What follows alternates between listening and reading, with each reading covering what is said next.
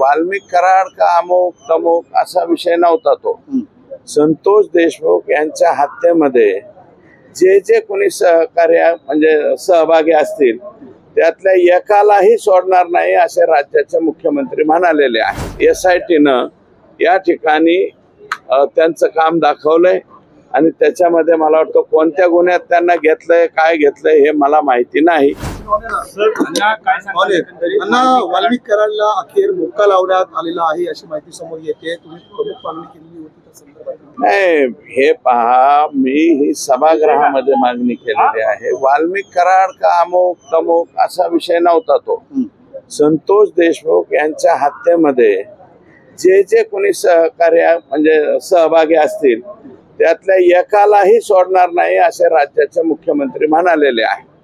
आणि याच्यामध्ये पोलिसांनी SITनी जे काय काम केलेलं आहे त्यानुसार जे जे फर्दर आता डेव्हलपमेंट आहे त्याप्रमाणे माननीय कोर्ट जे आहे त्या बाबतीमध्ये ऑर्डर करते।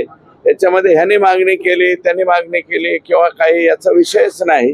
तर आमची SIT म्हणजे राज्य सरकारची जी नेमलेली आहे त्या SITनं या ठिकाणी त्यांचं काम दाखवलंय आणि त्याच्यामध्ये मला वाटतं कोणत्या गुन्ह्यात त्यांना घेतलंय काय घेतलंय हे मला माहिती नाही।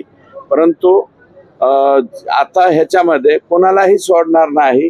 कायद्याच्या कचाट्यात जे जे सापडतील ते कायद्याच्या अंतर्गत येतील।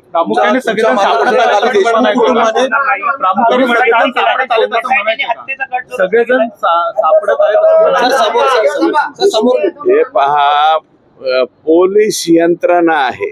आम्ही कोणी बोलून तसं काही होत नसते।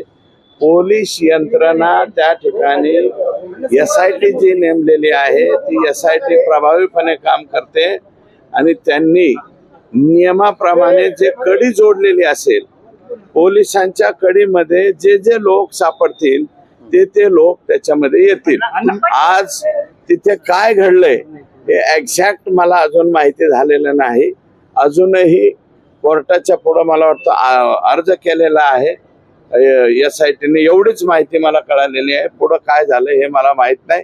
परंतु कायद्याच्या पुढे कायद्यापेक्षा कोणीही मोठा नसतो हे मात्र निश्चितपणे। तुम्ही मध्यस्थी केली होती मुख्यमंत्र्यांकडे आणि देशमुख कुटुंबाची भेट घातली होती। पहिल्यांदा SITत बदल झालेला आहे, काल शासन निर्णय जारी झाला। आता ऑलरेडी झालेलं आहे, परत ते बोलायला